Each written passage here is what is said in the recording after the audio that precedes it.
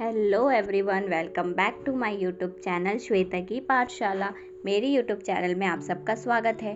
तो आज हम करने जा रहे हैं रामायण का 5वां पार्ट, जिसमें हम जानेंगे सुंदरकांड के बारे में। अब तक हमने जाना कि हनुमान जी लंका की ओर प्रस्थान कर गए हैं, तो अब हम करेंगे सुंदरकांड।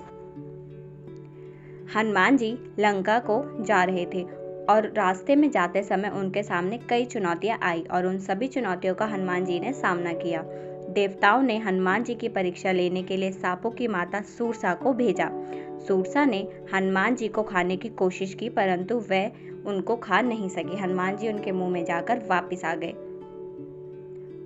उसके बाद समुद्र तट पर पहुंचने के बाद हनुमान जी एक पर्वत पर ऊपर चढ़े और वहां से उन्होंने देखा लंका की ओर। लंका का राज्य उन्हें दिखा, जिसके सामने एक बहुत बड़ा द्वार था और पूरा लंका सोने का था। हनुमान जी ने एक छोटे से मच्छर का आकार जितना रूप ले लिया और वो द्वार के अंदर जाने लगे, लेकिन द्वार पर लंकिनी नामक राक्षसी थी। उन्होंने हनुमान जी का रास्ता रोका और बहुत कोशिश की, किंतु हनुमान जी उनको हराकर वो लंका के अंदर चले गए। हनुमान जी ने माता सीता को महल के हर तरफ ढूंढने की कोशिश की, लेकिन वो उनको ढूंढ नहीं पाए। उसके बाद वो हनुमान जी लंका में सीता माता को ढूंढ ही रहे थे, तब उन्हें एक छोटा सा मंदिर दिखा और एक तुलसी का पौधा भी। हनुमान जी को ये देखकर बहुत ही ज़्यादा हैरानी हुई। उन्होंने सोचा कि इस लंका, इस असुरों की बस्ती में यहाँ पर मंदिर, और वो भी श्री राम के भक्त, कैसे हो सकते हैं। ये जानने के लिए हनुमान जी ने एक ब्राह्मण का रूप धारण किया और उसके बाद उन्होंने देखा कि वो महल विभीषण का था। विभीषण अपने महल से बाहर निकले। जब उन्होंने हनुमान जी को देखा तो वो बोले, हे महापुरुष, आपको देखकर मेरे मन में अत्यंत सुख मिल रहा है। क्या आप स्वयं श्री राम हैं? हनुमान ने पूछा, आप कौन हैं? विभीषण ने उत्तर दिया, मैं रावण का भाई विभीषण हूँ। ये सुनकर हनुमान अपने असली रूप में आ गए और श्री रामचंद्र जी के विषय में उन्हें बताने लगे। विभीषण ने निवेदन किया कि हे पवन पुत्र, मुझे एक बार श्री राम से मिलवा दो। हनुमान ने उत्तर दिया, मैं श्री राम जी से जरूर मिलवा दूंगा, परंतु पहले मुझे यह बताएं कि मैं जानकी माता से कैसे मिल सकता हूँ और जानकी माता आखिर है कहाँ। विभीषण ने हनुमान जी को बताया कि रावण ने सीता माता को अशोक वाटिका में कैद करके रखा है। यहाँ जानने के बाद हनुमान जी ने एक छोटा सा रूप धारण किया और वो अशोक वाटिका पहुंच गए। वहां पहुंचने के बाद उन्होंने देखा कि रावण अपने दासियों के साथ उसी समय अशोक वाटिका में पहुंचा और सीता माता को अपने ओर देखने के लिए साम दाम दंड भेद का उपयोग कर रहा था। रावण ने सभी राक्षसियों को सीता माता को डराने के लिए भी कहा था। उसके बाद त्रिजटा नामक एक राक्षसी थी जो सीता माता की बहुत मदद करती थी और उनका देखभाल भी करती थी, और बल्कि राक्षसियों को भी डराया था, जिससे अन्य सभी राक्षसी भी सीता माता की देखभाल करने लगे थे। कुछ देर बाद हनुमान जी ने सीता जी के सामने श्री राम जी की अंगूठी डाल दी। श्री राम नाम से अंकित अंगूठी देखकर सीता माता की आंखों में खुशी की आंसू निकल पड़े, परंतु सीता माता को संदेह हुआ कि कहीं ये रावण की कोई चाल तो नहीं है। उसके बाद हनुमान जी मधुर आवाज में गाना गाने लगे, रामचंद्र के गुणों का वर्णन करते हुए। सीता माता ने व्याकुलता से श्री राम जी का हाल पूछा। हनुमान जी ने उत्तर दिया, हे माता, श्री राम जी ठीक हैं और वह आपको बहुत याद करते हैं। वह बहुत ही जल्दी आपको लेने आएंगे। तभी हनुमान जी ने सीता माता से श्री राम जी को दिखाने के लिए एक निशानी मांगी, जिससे श्री रामचंद्र ये जान सके कि हनुमान जी सीता माता से मिले हैं और सीता माता बिल्कुल ठीक हैं।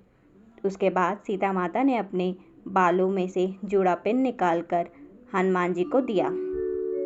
उसके बाद हनुमान जी को बहुत भूख लग रही थी, तो वो हनुमान जी अशोक वाटिका में लगे पेड़ों के फलों को खाने लगे। फलों को खाने के साथ साथ हनुमान जी उन पेड़ों को तोड़ने भी लगे। तभी रावण के सैनिकों ने हनुमान जी पर प्रहार किया। हनुमान जी ने सबको मार डाला। जब रावण को इस बात का पता चला कि कोई बंदर अशोक वाटिका में उत्पात मचा रहा है, तो उन्होंने अपने पुत्र अक्षय कुमार को भेजा हनुमान जी का वध करने के लिए, पर हनुमान जी ने क्षण भर में ही उनकी मृत्यु कर दी। कुछ देर बाद जब रावण को अपने पुत्र की मृत्यु का पता चला तो वो बहुत ज्यादा क्रोधित हुआ और उसने अपने ज्येष्ठ पुत्र मेघनाद को भेजा। उसके बाद मेघनाद और हनुमान जी का बहुत देर तक युद्ध चला। कुछ ना हो पाने के बाद मेघनाद ने ब्रह्मास्त्र चला दिया। ब्रह्मास्त्र का सम्मान करते हुए हनुमान जी ने स्वयं खुद को बंधक बना दिया। बाद हनुमान को रावण की सभा में लाया गया।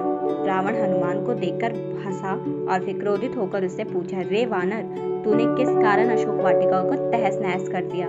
तूने किस कारण से मेरे सैनिकों और पुत्र का वध किया? क्या तुझे अपने प्राणों की रक्षा नहीं?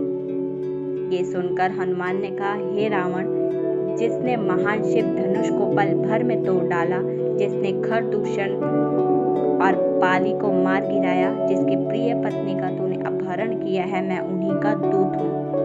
मुझे भूख लग रही थी इसलिए मैंने फल खाए और तुम्हारे राक्षसों ने मुझे खाने नहीं दिए इसलिए मैंने उन्हें मार डाला।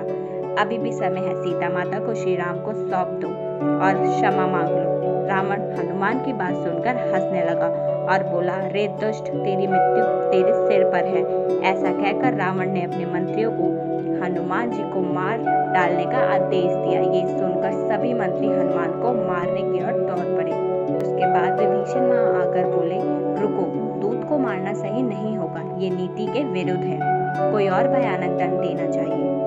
सभी ने कहा, बंदर का पूंछ उसको सबसे प्यारा होता है, क्यों ना तेल में कपड़ा डुबोकर इसकी पूंछ में बांधकर आग लगा दिया जाए। हनुमान की पूंछ पर तेल वाला कपड़ा बांधकर आग लगा दिया गया। जैसे ही पूंछ में आग लगी, हनुमान जी बंधक मुक्त हो गए और फिर वो एक छत से दूसरे छत में कूदते हुए उन्होंने पूरी सोने की लंका को आग लगा दी।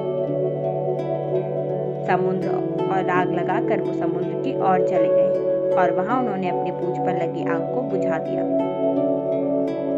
वहां से सीधे ही हनुमान जी श्री राम के पास लौटे और वहां उन्होंने श्री राम जी को सीता माता के विषय में बताया और उनके जोड़े पिन को भी दिखाया। सीता माता की निशानी देखकर श्री राम जी बहुत भावुक हो गए थे।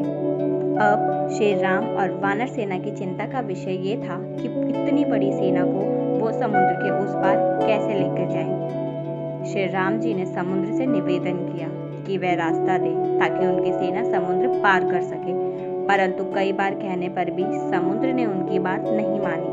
तब राम ने लक्ष्मण से धनुष मांगा और अग्नि बाण को समुद्र पर साधा, जिससे पानी सूख जाए और वह आगे बढ़ सके। जैसे ही श्री राम ने ऐसा किया, समुद्र देव डरते हुए प्रकट हुए और श्री राम से माफी मांगी और कहा, हे नाथ, ऐसा ना करें, आपके इस बाण से मेरे में रहने वाले सभी मछलियां और जीवित प्राणी का अंत हो जाएगा। श्री राम ने कहा, हे समुद्र देव, हमें ये बताए कि मेरी ये विशाल सेना इस समुद्र को कैसे पार कर सकती है। समुद्र देव ने उत्तर दिया, हे रघुनंदन राम, आपकी सेना में 2 वानर हैं, नल और नीर। उनके स्पर्श करके किसी भी बड़े से बड़ी चीज को पानी में तैरा सकते हैं। ये कहकर समुद्र देव चले गए। उनकी सलाह के अनुसार नल और नील ने पत्थर पर श्री राम के नाम लिखकर समुद्र में फेंक के देखा तो पत्थर तैरने लगे। उसके बाद एक करके नील और नल ने समुद्र में पत्थरों को समुद्र में फेंकने लगे और समुद्र के आगे इसी तरीके से वो एक पुल बनाने लगे और ऐसा करते करते वह लंका की ओर प्रस्थान करने लगे। उसके बाद श्री राम की सेना लंका के पार उस पार चली गई। इसके आगे क्या होता है ये हम जानेंगे अगली वीडियो में। अगर आज की वीडियो आपको अच्छी लगी हो तो वीडियो को लाइक करना ना भूलें और अगर मेरे चैनल पे न्यू हो तो चैनल को सब्सक्राइब करें। Thanks for watching.